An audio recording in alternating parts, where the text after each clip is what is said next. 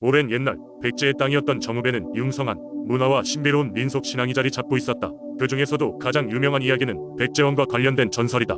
정읍의 숲 깊은 곳에는 백제왕 이혼이 깃들어 있다는 믿음이 있었다. 이에 얽힌 이야기는 정읍 주민들 사이에서 세대를 걸쳐 전해 내려오고 있다. 백제의 마지막 왕이었던 의저왕은 나라가 기울어 가는 것을 보고 깊은 비애에 빠져 있었다. 그는 백제의 영토를 지키기 위해 최선을 다했지만 결국 외세의 침략을 막을 수 없었다. 나라가 멸망의 길로 접어들자 의저왕은 정읍의 숲으로 몸을 숨겼다는 이야기가 전해진다. 숲속 깊은 곳에서 의저왕은 백제의 영혼을 지켜줄 강력한 수호신이 되기로 결심했다. 그는 매일 밤 하늘에 기도를 올리며 백제 땅과 그 백성을 지켜주길 빌었다. 의저왕의 진심이 하늘에 닿았는지 그가 머무르던 자리마다 신비로운 기운이 감돌기 시작했다. 정읍의 주민들은 종종 숲속 깊은 곳에서 들려오는 의저왕의 노래 소리를 들었다고 전한다. 그 노래에는 백제를 향한 그의 그리움과 애정이 담겨 있었으며 이로 인해 주민들은 그를 백제의 수호신으로 여겼다. 마을 사람들은 그가 험난한 시절에도 정읍을 지켜주고 있다는 믿음을 갖게 되었다. 이 전설에 따라 매년 봄과 가을이 되면 정읍의 주민들은 숲속 깊은 곳으로 모여 백제왕을 기리는 제사를 올리곤 했다. 이 제사에서는 백제왕을 향한 노래를 부르고 춤을 추며 그의 영혼을 위로하고자 했다. 숲속 제사는 주민들에게 단순한 전통을 넘어선 정읍과 백제의 연결을 공고히 하는 중요한 행사였다. 시간이 흘러 현대에 이르러서도 정읍 사람들은 이 전설을 귀중히 여기고 있다. 백제왕이 정읍의 수호신으로서 남아있다는 믿음은 지금도 이어지고 있으며 마을 곳곳에는 그의 흔적을 찾아볼 수 있다. 이 신앙과 전설은 정읍 사람들에게 커다란 자부심과 정체성을 제공하며 그들의 삶에 크나큰 영향을 미치고 있다. 이렇듯 백제왕의 전설은 단순한 이야기를 넘어 정읍 사람들의 마음속 깊이 자리잡은 신앙으로 여전히 사랑받고 있다. 백제왕을 위한 노래와 제사가 이어지는 한 그의 정신은 영원히 이 지역을 맴돌며 사람들을 지킬 것이다. 두 번째 이야기 울천 삼척이라는 아름다운 해안 마을이 있었다. 이 마을은 푸른 바다와 울창한 산으로 둘러싸여 사람들에게 자연의 신비로움을 선사했다. 이곳 사람들은 세대에 걸쳐 바다에서 생계를 유지했고 그들의 삶에 있어 바다와 의조화는 무엇보다 중요했다. 그들에겐 조상 대대로 전해 내려오는 민속 신앙이 있었는데 이는 바다의 신 용왕에게 바치는 신앙이었다. 마을 사람들은 1년에 한 번 용왕제를 지냈다. 용왕제는 바다의 평화와 풍요로운 어획을 기원하는 의식으로 온 마을 사람들이 함께 참여해 용왕을 향한 존경과 감사를 표했다. 마을 사람들도 어르신들이 주축이 되어 성대한 제례를 준비하곤 했으며 특히 매년 봄에 자주 발생하는 폭풍을 용왕의 노여움으로 여겨 그 이전의 제를 통해 안전을 확보하려 했다. 전설에 따르면 몇 세기 전 삼척에 큰 재앙이 닥친 적이 있었다. 며칠 동안 하늘은 구름으로 뒤덮였고 바다는 사나워져 어부들은 나가기를 두려워했다. 그들의 두려움은 현실이 되었고 마을을 뒤덮은 폭풍으로 인해 배가 바위에 부딪혀 난파되기 일쑤였다. 그러던 중 마을에 한 젊은 어부가 나타났다. 그의 이름은 동해였다. 동해는 용감하고 마음이 따뜻한 청년으로 마을 멀리 떨어진 작은 오두막의 홀어머니와 함께 살았다. 그는 어머니를 돌보며 생계를 유지하기 위해 부지런히 일했다. 그러나 그 해는 바다 상황이 너무 험악해 배를 띄울 수가 없어 그는 깊은 고민에 빠졌다. 어느 날 밤 그는 꿈속에서 한 노인을 만났다. 노인은 바다의 신 용왕의 사자였다. 용왕의 사자는 동해에게 바다의 깊은 곳으로 가라는 기묘한 임무를 주었다. 그는 동해에게 용왕의 진주 라 불리는 신비로운 보석을 가져오면 마을에 저주가 풀릴 것이라 전했다.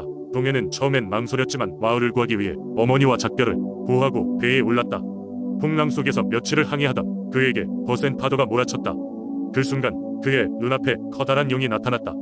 용은 거대한 몸체로 바람과 물결을 잠재우며 그를 안내했다. 동해는 용을 따라 10년의 세계로 들어가 마침내 용왕의 궁전에 도착했다. 용왕은 사람의 모습으로 그를 반겨주었고 그의 용기를 높이 샀다. 용왕은 마을 사람들이 자연을 경외하고 존중하지만 때때로 그 의미를 잊는다고 말했다. 그는 동해에게 진정한 용기는 도전을 넘어 타인을 위하는 마음임을 일깨워 주었다. 마침내 동해는 용왕으로부터 진주를 건네받고 지상으로 돌아왔다. 마을에 돌아온 동해는 용왕의 진주를 마을 중심에 안치하고 그해 용왕제는 유례없는 규모로 치러졌다. 놀랍게도 폭풍이 멈추고 바다는 믿기 힘들 만큼 잔잔해졌다. 그 이후로 마을에는 큰 재해가 찾아오지 않았고 풍요로운 어획과 평화로운 삶이 계속되었다. 삼척의 사람들은 용왕의 은혜를 늘 기억하며 바다의 신에게 감사의 마음을 전했다. 그들은 제례를 통해 세대에 걸쳐 이 이야기를 전하며 자연과의 조화를 깊이 새겼다. 세 번째 이야기. 오래전 대한민국 충청북도 단양군의 깊고부른 강가에는 한 마을이 있었습니다. 이 마을 사람들은 강을 신성하게 여기며 매년 강가에서 용왕제를 지냈습니다. 그들은 강의 수호신인 용왕이 이 강에 산다고 믿었으며 용왕의 은혜로 마을이 풍요롭고 안전하다고 여겼습니다. 어느 해 마을은 예년과 달리 기이한 사건들로 분주해졌습니다. 연못에서 물고기들이 때로 죽어나왔고 강물이 갑자기 불어나자 일부 농경지가 침수되었습니다. 더욱 무서운 것은 어느 날 밤 마을의 어린아이가 강가에서 갑자기 사라진 사건이었습니다. 사람들은 점점 불안해지기 시작했습니다. 이러한 불길한 징조는 사람들로 하여금 용왕의 노여움을 사고 있는 것이 아닌가 하는 두려움을 갖게 했습니다. 전통적인 해결책은 평소보다 더 성대한 용왕제를 올리는 것이었습니다. 마을의 장로들은 긴 회의를 거듭하여 특별한 제사를 준비하기로 결정했습니다. 이 특별한 행사에는 드물게 사용되는 고귀한 제사 음식과 특별히 준비된 예복, 그리고 지역 내 가장 뛰어난 무녀가 초대되었습니다. 제사 당일 마을 사람들은 새벽부터 분주히 움직였습니다. 강가에 제단이 세워지고 온갖 정성과 기도로 용왕을 맞이하기 위한 준비가 이루어졌습니다. 춤과 음악이 시작되었고 무녀는 신비로운 춤을 추며 제단 앞에서 용왕에게 간청하기 시작했습니다. 그녀의 춤이 극에 달했을 때 갑자기 주변의 공기가 차분해지고 이상했던 강의 불길한 흐름도 잠잠해지는 것처럼 보였습니다. 그 순간 강물이 한층 더 푸르러지면서 용의 형상이 물 위에 떠올랐습니다. 마을 사람들은 놀라움과 두려움에 빠져 강가에 무릎을 꿇었습니다. 용은 그저 공중에 둥둥 떠다니다가 이내 마을을 한번 돌아본 뒤 물속으로 사라지며 만설위환형을 보였습니다. 이후 마을에서는 이상 기온이나 자연, 재해가 일절 발생하지 않았고 실종되었던 어린아이도 무사히 집으로 돌아왔습니다. 마을 사람들은 용왕이 그들의 진심 어린 사죄와 제사를 받아들여 노여움을 거두었다고 믿었습니다. 그때부터 단양의 사람들은 용왕을 더욱 공경하며 그들의 문화와 전통을 끈기 있게 지키기 시작했습니다. 해마다 용왕제는 날이 갈수록 성대해졌고 이제는 그 장관을 보기 위해 도처에서 사람들이 찾아오는 명절이 되었습니다. 마을은 계속 번영을 이뤄갔고 이 전설은 단양의 자랑스러운 이야기로 대대로 전승되었습니다. 네 번째 이야기 깊고 푸른 산골짜기 백두대간이 뻗어 나가는 곳에 작은 마을이 있었다. 이 마을 사람들은 오래전부터 산신령을 모셔왔다. 산신령은 이들에게 비와 햇빛을 제공하고 병작한 작물의 풍작을 돕는 수호신으로서 숭배되어 왔다. 마을 사람들은 매년 봄과 가을에 산신제를 열어 감사의 제사를 올렸고 그 대가로 농사는 늘 풍요했다. 그런데 어느 해 봄이 오자 유난히 가뭄이 심해졌다. 마을의 논밭은 점점 갈라지고 사람들은 점점 불안해졌다. 가뭄이 계속된다면 올해는 농사가 망칠 것이고 그 결과로 마을 전체가 식량 부족에 시달릴 것이 분명했다. 마을 사람들은 두려운 마음으로 다시 한번 산신제를 올렸지만 하늘에서는 여전히 비 한 방울 내리지 않았다. 이 마을에는 우직하고 성실한 농부 태주가 살고 있었다. 그는 가족과 마을 사람들을 걱정하며 어떻게든 이 상황을 해결하고자 마음먹었다. 그는 마을 어르신들에게 서산신령이 계신다는 깊은 산의 이야기를 들었다. 아무도 가본 적 없는 먼 길이었으나 태주는 마음을 굳히고 그 길을 떠났다. 며칠간의 힘든 여정 끝에 태주는 드디어 산신령이 있다는 산 정상에 도착했다.